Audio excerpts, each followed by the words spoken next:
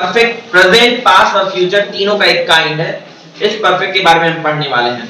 अच्छा दोस्तों, परफेक्ट में क्या होता है कि हर काम परफेक्ट हो गया होता है, यानी कोई भी काम कंप्लीट हो चुका होता है। अगर ये बात प्रेजेंट की है तो वो कंप्लीशन प्रेजेंट में कुछ समय पहले होता है। अगर ये पास्ट के कंप्लीशन की बात है एक्शन के, तो काफी समय पहले ये काम कंप्लीट हो चुका होता है। और फ्यूचर में जब हम एक्सपेक्ट करते हैं कि ये काम इस टाइम लाइन तक खत्म हो चुका होगा, तब वो फ्यूचर परफेक्ट टेंस में बनता है स्टेटमेंट। तो इन अलग-अलग टेंस फ्रेम में परफेक्ट के क्या रूल्स होते हैं और किस तरीके से हमें इनके ट्रांसलेशन को बनाना चाहिए या इसके स्टेटमेंट को फ्रेम करना चाहिए, आज हम सीखेंगे। मेरा नाम है शिशिर और आप देख रहे हैं इंग्लिश पेज। दोस्तों, प्रेजेंट परफेक्ट की पहचान होती है, अगर हिंदी के अनुसार बताऊं तो चुका है, चुकी है, चुके हैं, लिया है, दिया है, किया है जैसे वाक्य के अंत में आने वाले शब्द। फॉर एग्जाम्पल, मैंने आज अपना काम कंप्लीट कर लिया है, उसने चिट्ठी लिख दी है, वह अपने घर पहुंच चुका है।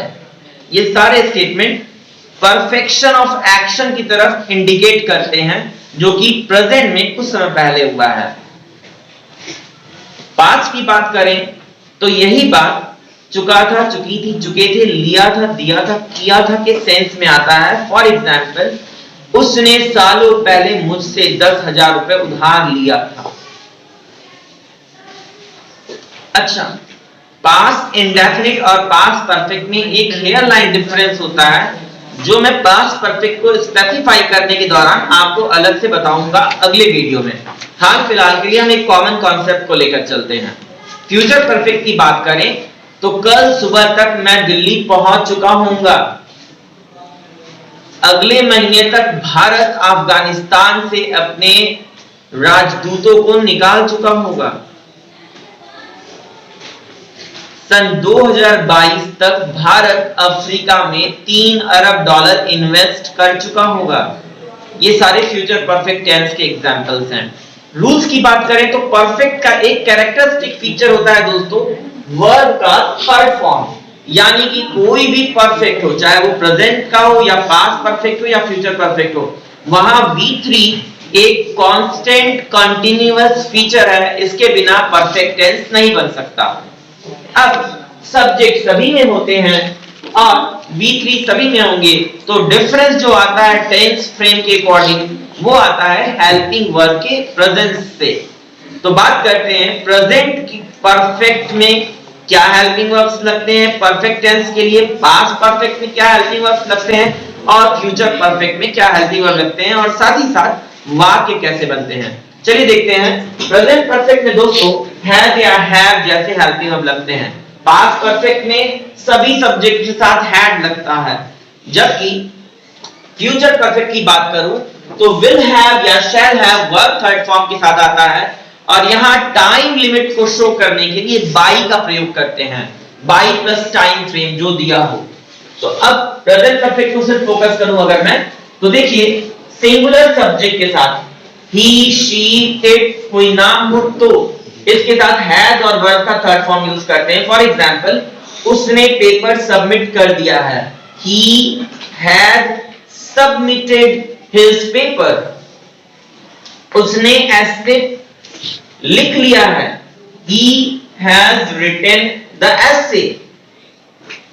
अगर बात करूं IVU दे के साथ, तो IVU दे और अदर कुछ प्लूरल सब्जेक्ट के साथ have और वर्ब थर्ड फॉर्म का यूज होता है।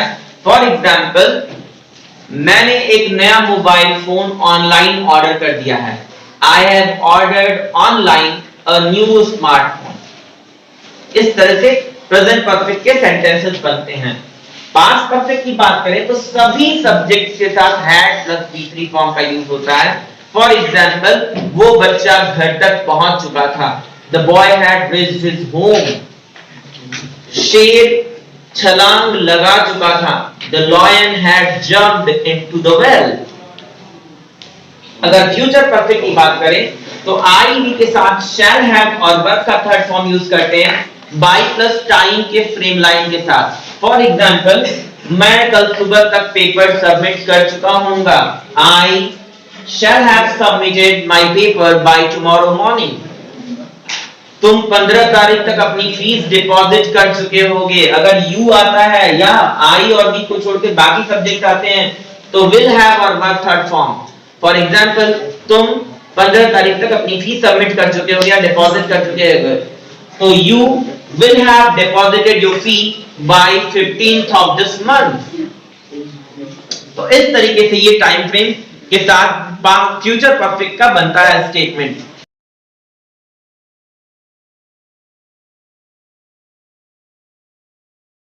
करें तो हेल्पिंग वर्ब के बाद नॉट का प्रयोग करिएगा। Has not, have not, had not, यहां पर shall not, will not have, shall not have, V3 इस तरीके से आप इसका नेगेटिव में प्रयोग करिएगा। और इंट्रोगेटिव की अगर बात की जाए तो हमेशा से एक यूनिवर्सल फ्रेम होता है इंट्रोगेटिव का। अगर आपके स्टेटमेंट का क्लोज एंडेड आंसर्स आने वाले हैं, यानी कि यस या नो में आने वाले हैं, क्लोज एंडेड क्वेश्चंस हैं आपके, तो आप हेल्पिंग वर्ब को सबसे पहले रखते हैं और उसके बाद सब्जेक्ट को और उसके अकॉर्डिंग टेंस के अकॉर्डिंग वर्ब को यूज करते हैं। ये एक यूनिवर्सल फ्रेम है, अलग अलग टेंसेस में अप्लाई होता है। अगर आपकी कुछ और भी क्वेरीज हैं और ओपन एंडेड क्वेश्चन बन रहा है जिसका आंसर यस या नो में नहीं दिया जा सकता, तो फिर उस क्वेश्चन वर्ड को सबसे पहले रखेंगे, फिर हेल्पिंग वर्ब को रखेंगे, फिर सब्जेक्ट को और उसके बाद वर्ब को आप अप्लाई करोगे। आई होप आप इस चीज को समझ पा रहे होंगे। आपके लिए मैंने एक प्रैक्टिस सेट डिस्क्रिप्शन बॉक्स में दे रखा है, please must participate and share your score in comment box. जरूर बताएंगे। Thanks a lot for watching, take care and